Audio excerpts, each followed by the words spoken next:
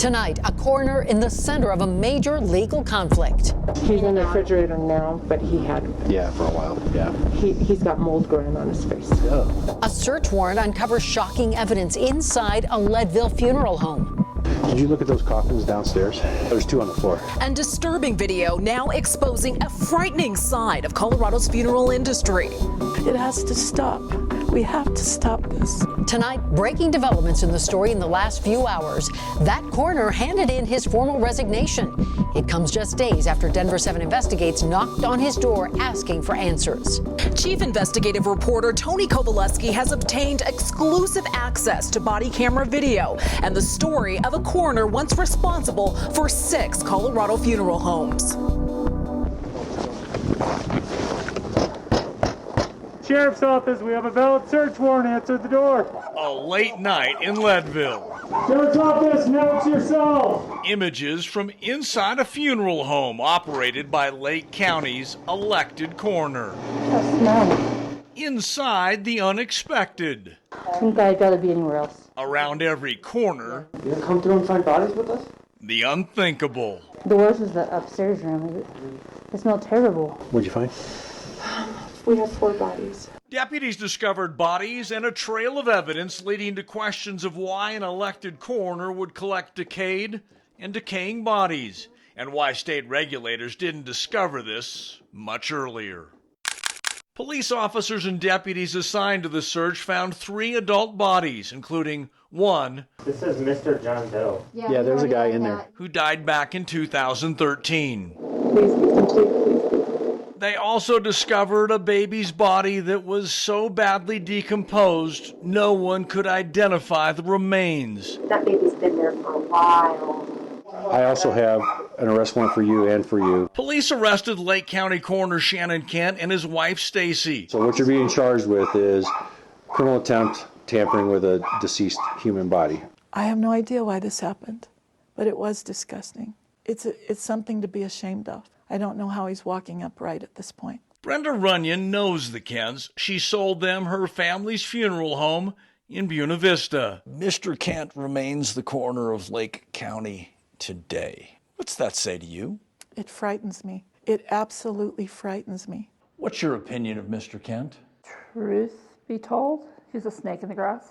Mary Kerr's mother sold the Kents this funeral home in Gypsum. This is 100% exceeding. She came to her conclusion last year after viewing this horrific video. Holy shit, this needs to be condemned.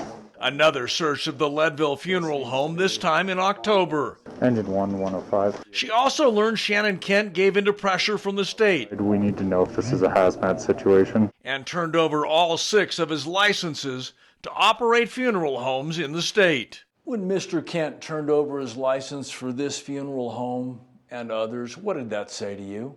That he was guilty. Would it be accurate for us to report that you're outraged at what you found? That would be accurate.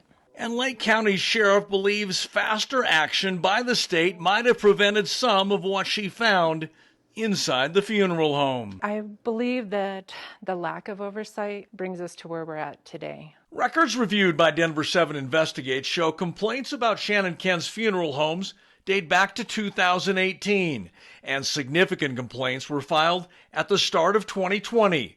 But Kent was not shut down until November of that year. I definitely think had they come out and took more aggressive action, there would have been not the victims we have today. This case has always been challenging because not only does Mr. Kent run the funeral homes in that area and the crematories, but he's also the elected coroner. Karen McGovern led the investigation by the state. I do think that we can always do better, and we always strive to do better. McGovern says decisions by Colorado lawmakers over the years have greatly limited her office's ability to aggressively investigate the funeral industry. Did the current legal structure in Colorado impede your ability to move faster in this case? I would say that the one piece that certainly would have enabled us to move faster would have been inspection authority. When we knock on Mr. Kent's door, how do you think he'll respond? I don't think he will. Mr. Kent? I think he will hide. I don't think he wants to respond. And she was correct. Their cars were parked out back. We did see someone peek through an upstairs window, but our knocks were never answered. Tony Kovaleski with Denver7 News. We've come to Leadville to hear your side of this story. Explain to me why you have an infant in a casket, decomposed. Does Mr. Kent owe the people of Lake County an explanation? Absolutely. Please give us an explanation, Mr. Kent. This is like a true house of horrors. There's no facts. There's no good reason. Absolutely no good reason for what he's done and what he's continuing to do as staying in his position as coroner of Lake County. Following that search last February, Shannon and Stacy Kent were both charged with felonies: attempted tampering with a deceased body and abuse of a corpse. We're told that investigation is ongoing. Finally, earlier this week, the Lake County Sheriff held a special burial for the baby they found in the casket. They named him Baby Raymond. A very touching and emotional moment in Leadville. In the days ahead, we are expecting much more on this report. I'm Chief Investigative Reporter Tony Kovaleski. It's very disturbing. Kent's last day will be on August 1st, but former friends tell Denver7 Chief Investigative Reporter Tony Kovaleski that date may not be soon enough. 3 of the Loveland police officers involved in the violent arrest of a 73-year-old woman with dementia last year are no longer with the department. Police Chief Robert Tizer didn't specify if they resigned or if they were fired, only saying he was involved in the process of their departure. Karen Garner has dementia and was stopped after reportedly shoplifting less than $14 worth of items from Walmart. Her shoulder was dislocated. Her arm was broken. Today, the police chief said these officers' actions are not reflective of the department.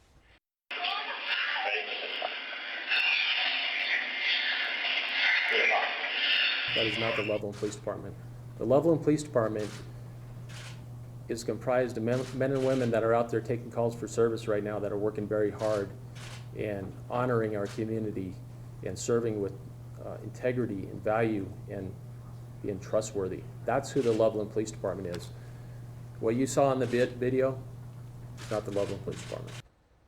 In a statement, the family of Karen Garner called the chief's speech singularly endeavoring to protect only himself and the reputation of the department, saying the inhumane treatment of our mother was ignored and his continued support of the department was the focus. Now to some breaking news. Just in the last 30 minutes, 2 Colorado State troopers were shot at outside the State Patrol facility in Adams County.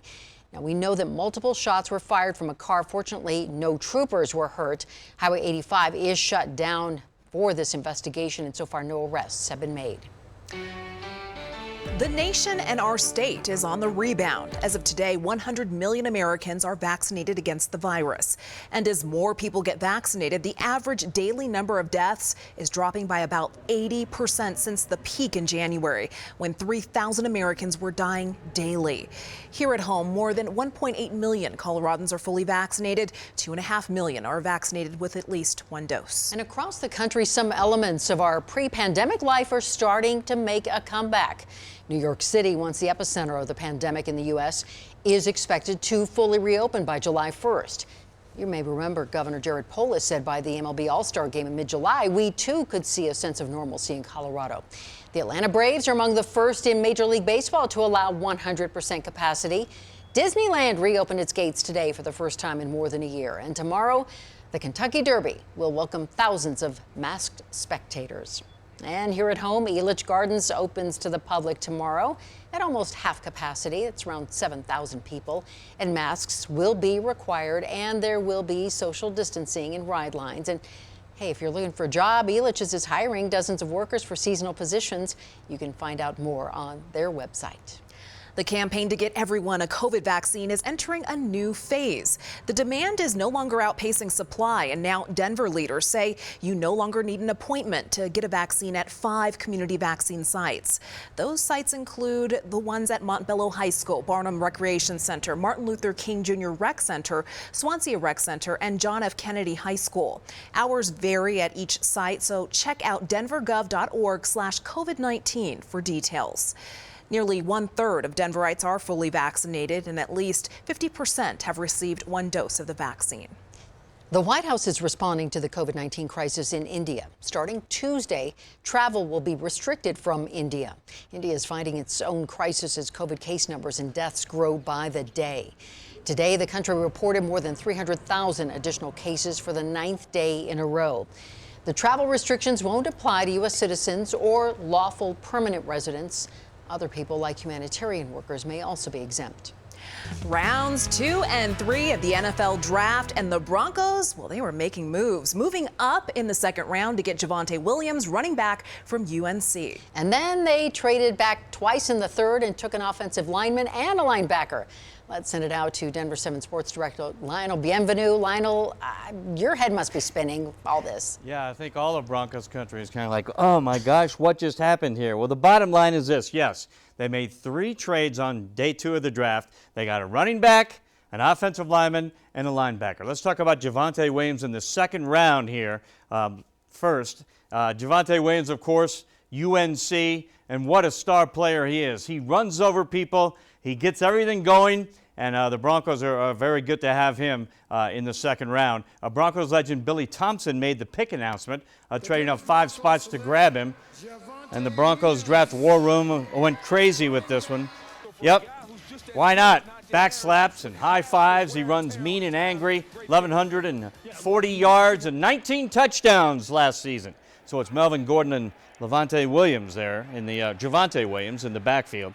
Then here we go. After trading down at 98, the Broncos took offensive lineman Quinn Meinerz from Wisconsin Whitewater.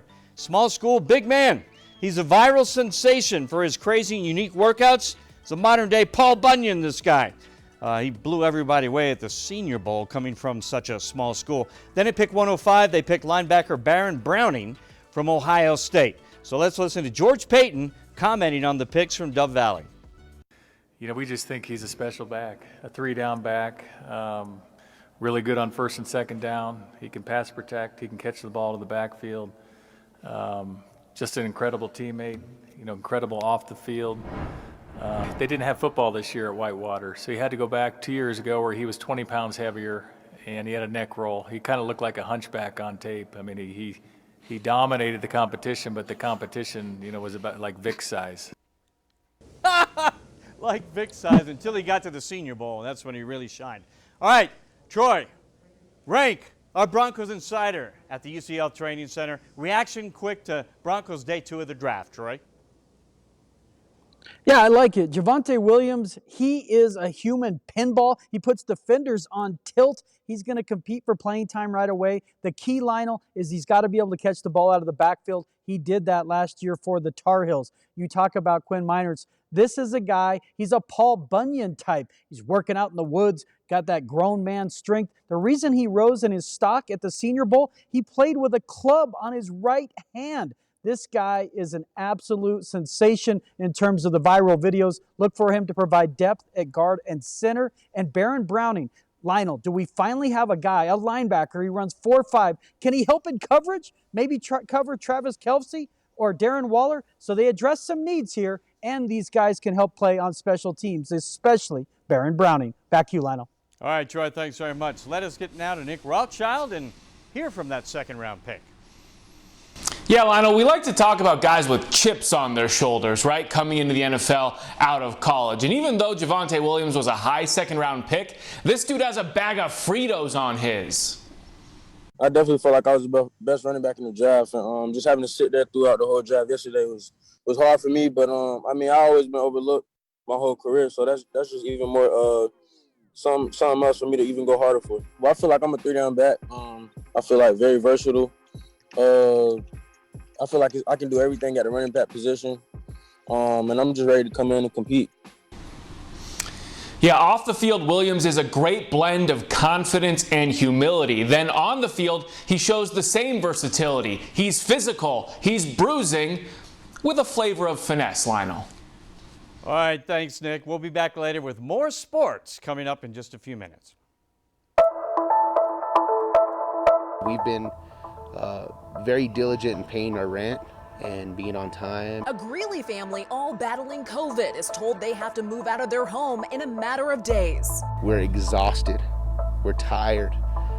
We keep fighting through it, but our bodies are just, they're exhausted, you know, from the COVID. Tonight, Denver7 Gives is stepping in to help.